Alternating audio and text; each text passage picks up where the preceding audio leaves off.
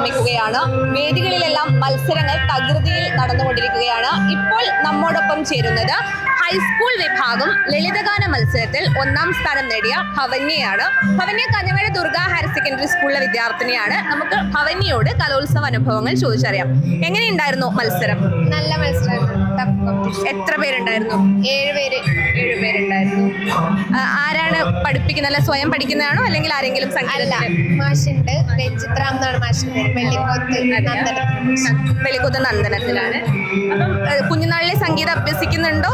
ഞാൻ 3 വയസ്സ് മുതൽ പാട്ട് പഠിക്കും. ശാസ്ത്രീയ സംഗീതം പഠിക്കുന്നുണ്ട്. ലളിതഗാന മത്സരത്തിൽ ഇതിനു മുൻപ് മത്സരിച്ചിട്ടുണ്ടോ? മുമ്പ് മത്സരിച്ചിട്ടുണ്ട്.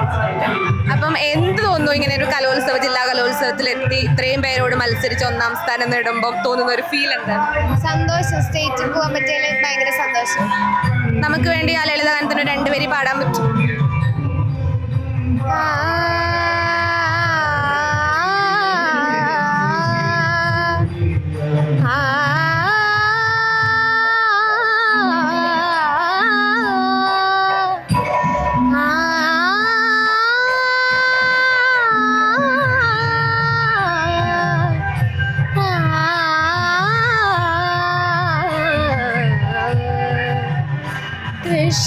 കൃഷ്ണവർണം മായുകയാണു രാധേ നീയും മറയുകയാണു.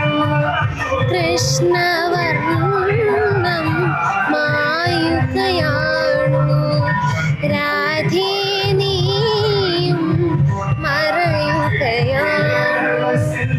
സൂര്യനുണരും മുമ്പേ എണീക്കൂ. സൂര്യനുണരും മുമ്പേ എണീക്കൂ. പതിവുള്ള കൃഷ്ണ തുളസി കതിരുമിന്നെവിടെ രാധേ രാധേ.